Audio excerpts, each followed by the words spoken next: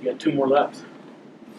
I thought Iowa State was terrific for being down on numbers the way they were. Steve does a great job. He's one of the great young coaches we have in business. I guess he's young.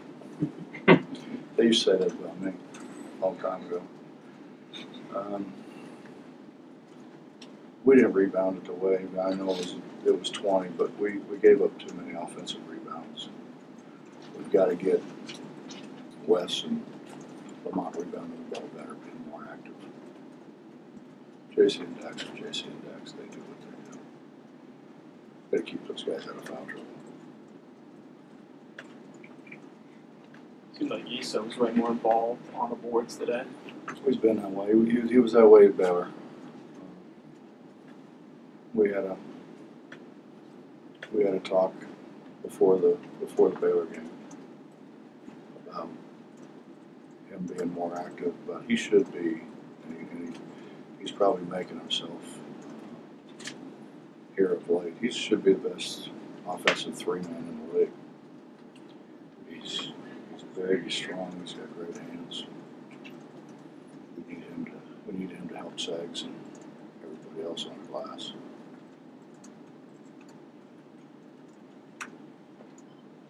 Speaking of Sags, are you surprised people still go at him, challenge him, considering what he's been doing with Watts? No, not really. I mean, they did it a year ago.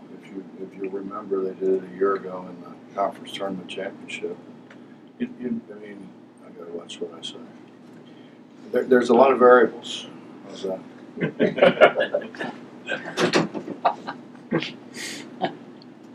What does it mean to you in the program with Javon getting that 500th assist and becoming the first player in a major college that accomplished that feat?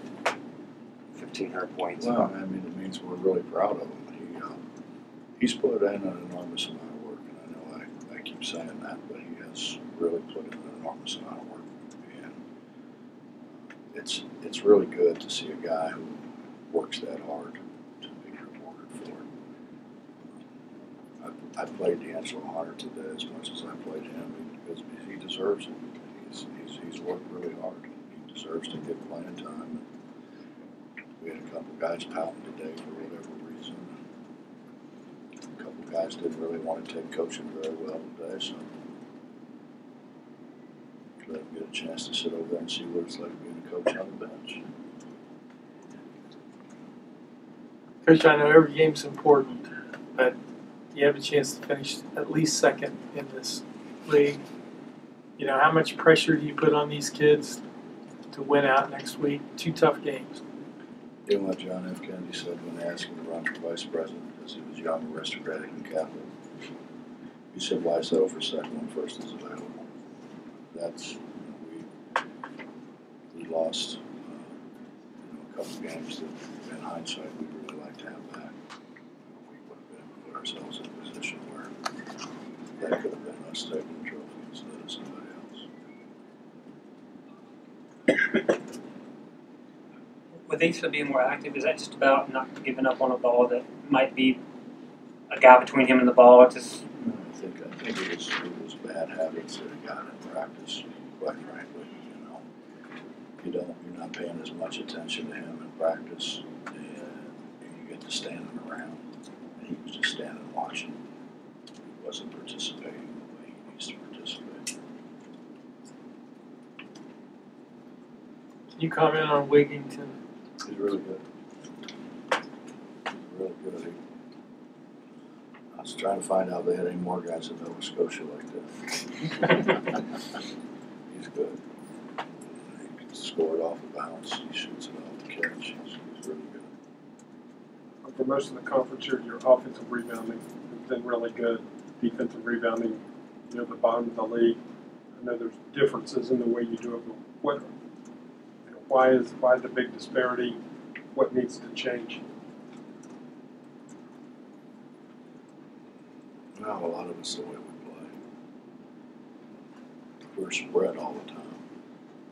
If we were, and we're very rarely inside our guy because of the way we play.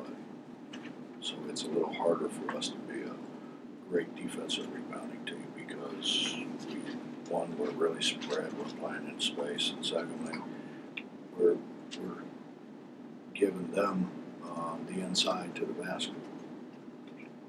But we have to do that to get the balls to make what we do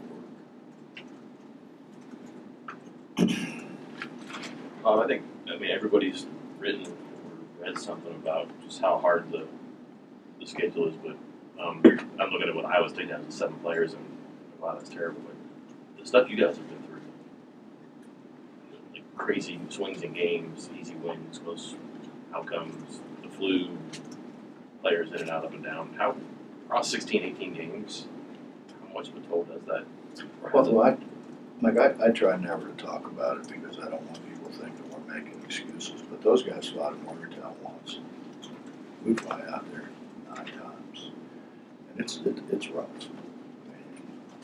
I know you made the trips, a couple of years ago. And it's then you got to come back and practice. You got to come back, go to class. You got to come back, go to study hall.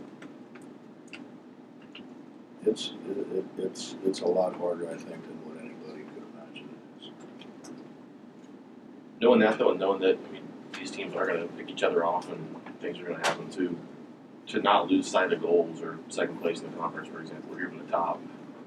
Has that been hard at times this year? Just to realize that you can't get back up or people might come back to you? I don't know if it's hard. We really never have been out of it until, if Texas Tech had won today, we're kind of still back in it. And now we're probably not. I think Kansas plays Texas at home or something like that. So we're probably out of the run for the league championship. But I mean, today's the first day really that you can really look at it and say we were out. We weren't out. The Oklahoma State game hurt. But you've played a lot of these games with the one-day rest like you're going to have on Monday. Do you think in the second half of this one leads high to maybe pull somebody out for a few minutes and try to save their legs a little? How do you handle that? We've played the most Saturday, Monday games, I believe, in the country. I don't think anybody has played more. And then throw on that, we've played some Saturday, Tuesdays on the road. So, which I'm happy about because at least it saves us a flight. I don't know. I mean, I'm going to take who out and put who in. I mean, the guys you're probably talking about resting are JC and Dax. So Beetle fouls out today for the first time in his career. I don't have a lot of options. A lot of good stuff been said about Carter today, but I thought the best thing was Wigginton throws that dream in with 4 seconds left off the backboard, and the game's an 11-point game then. I mean, and that's the kind of thing that could light a team. Carter took over the game at that point. He went right down the court and scored, and hit like 5 straight free throws and another 3. I mean, tell a little bit about how he finds the right moments to excel. Well, I think he is very cognizant of the fact that he has the ball the most and he has to get everybody else involved. I mean, probably there are times when we wish he would have shot one that he passed, but he's trying to get somebody involved and get them in the game, so to speak. He just does so many things, and I get upset with him sometimes. Like he came down and threw that. We're getting ready to really make a run, and he throws that lob. Why? I mean, why would you do that? But then you stop and think that. I mean, here's a guy who we count on to handle the ball against pressure. We count on to get other people involved. We count on to make threes. We count on to drive. He's our best straight line driver. He's probably the best defender in the country. If he's not probably Sags is. So I mean, Bob, I don't. It's hard. It's hard to we ask him to do so many things. He's got to have a little fun too, I guess. Yeah, but I wish he would do it at different times. 10 in the morning. Yeah. I wish him and Dax go down and practice that, like, now. When the game's going. The dissatisfaction with Sags briefly in the first half, was that because of the shot he forced up, or We're shooting all threes, and it had just said we got to throw it close. Well, we were going to throw it close to him. He just couldn't wait, and he knows. I mean, he knows. He's become a lot more Americanized than what you would believe that he is. He understands a whole hell of a lot better than what he did a year